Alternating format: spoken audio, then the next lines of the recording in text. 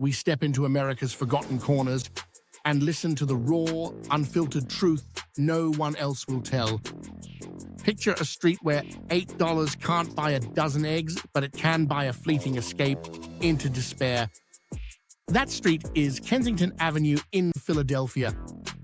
By night, it unfolds like a scene from a dystopian novel. Tents line the sidewalks.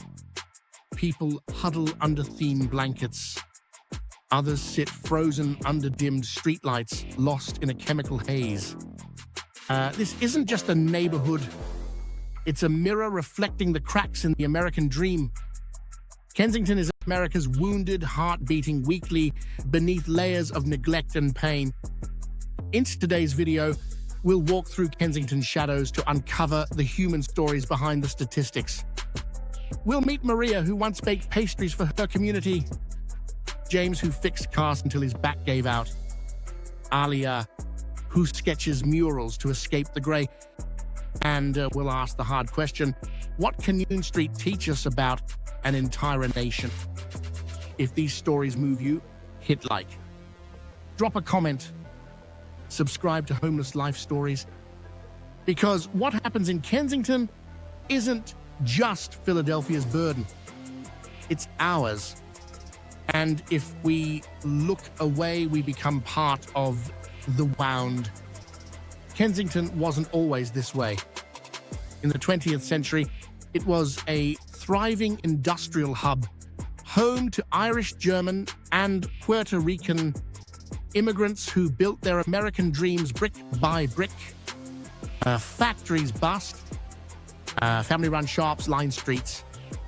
Children played in safe yards. Today, it's one of Philadelphia's most crowded yet neglected areas, home to 15,000 people per square mile. The poverty rate here hovers at 45%, a stark contrast to the historic district just 3 miles away, where tourists snap photos of the Liberty Bell. This is the new Kensington, tensed at the sidewalks. The air feels heavy with silence, and hope is a rare currency. But even in this decay, resilience flickers. Take Maria, 52-year-old woman who once owned a small bakery on Lehigh Avenue. For over a decade, she poured her heart into pastries that brought neighbors together. When rising costs and vanishing customers forced her to close, she lost everything. Now she lives in Ayton, near Somerset Street. Yet Mariah still shares her recipes with others in the encampment, dreaming of the day she can bake again. Her story isn't just about loss. It's about dignity that refuses to die. But there's another layer few see: no address trap. Without a permanent address, you can't get a job that pays well. Without a stable job, you can't afford rent. Without rent, you lose your address. It's a loop with no exit. Meet Alina, nurse who worked through the pandemic's darkest days at Temple University Hospital. She earned $32 an hour, well above minimum wage. But after her son's medical bills and a rent hike of $600, she couldn't keep her apartment. She applied for subsidized housing, but the waitlist is 2 years long. Now, Elena lives in a friend's garage with her 2 children. My patients trusted me with their lives, she says, but no one trusted me with a home.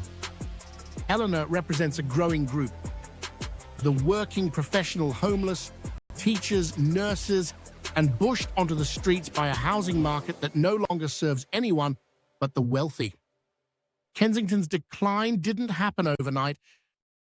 It's the result of decades of disinvestment, broken promises, and systemic neglect. But Maria's and Elena's hope reminds us that behind every tent is a person with dreams worth fighting for. What can we learn from them about rebuilding a community? The answer starts with seeing them not as problems, but as people. The streets of Kensington tell stories numbers can't capture.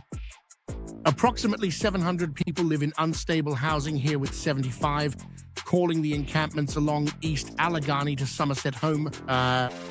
These aren't statistics. their lives caught in a cycle of poverty and addiction. A single dose of a substance costing as little as $5 can trap someone in desperation. Consider Jamisa, 38-year-old former mechanic who once fixed cars on Frankfurt Avenue. After a back injury led to reliance on pain medication, his prescription was cut off. With no support, he turned to the streets for relief. Now he lives in a makeshift shelter near the elevated train tracks. But James hasn't given up. He repairs bicycles for others in the encampment, earning a few dollars and a sense of purpose. His ingenuity shows the strength that persists even in darkness. But James's story has a twin. Meet David, a veteran who served 2 tours in Iraq. He works full-time as a security guard in Center City. He earns $24 an hour, but after child support and medical bills for a service injury, he has $800 left for rent. In Philadelphia, that won't cover a room in a shared apartment. So David sleeps in his truck near the building he protects. They guard their safety, he says, but no one guards mine. David also battles PTSD. Hetried to get help at the VA, but the wait was 6 months. His story isn't rare. It's the rule. The National Alliance to End Homelessness reports that veterans make up 12% of Philadelphia's unsheltered population, despite being only 7% of the general population. Yet the system keeps failing them.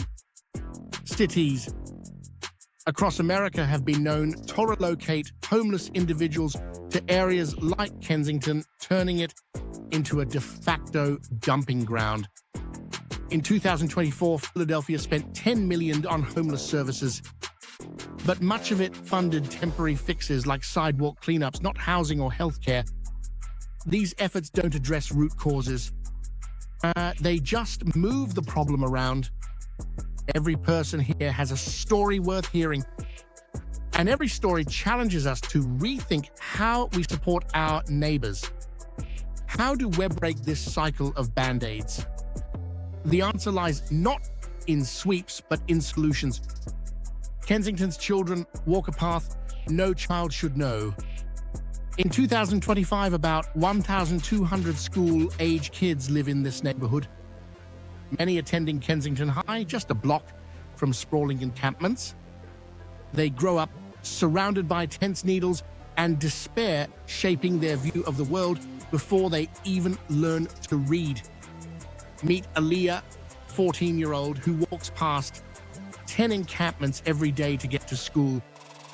She dreams of becoming an artist. In her notebook, she sketches vibrant murals, colorful escapes from the gray reality around her. Aaliyah volunteers at a community center, teaching younger kids to draw, hoping to give them the hope she clings to. Her determination is a light in the darkness, yet the odds are stacked against her. Community centers in Kensington serve over 500 children annually, but struggle with limited funding. Without safe spaces, positive role models, or after-school programs, these kids risk losing their potential to the streets.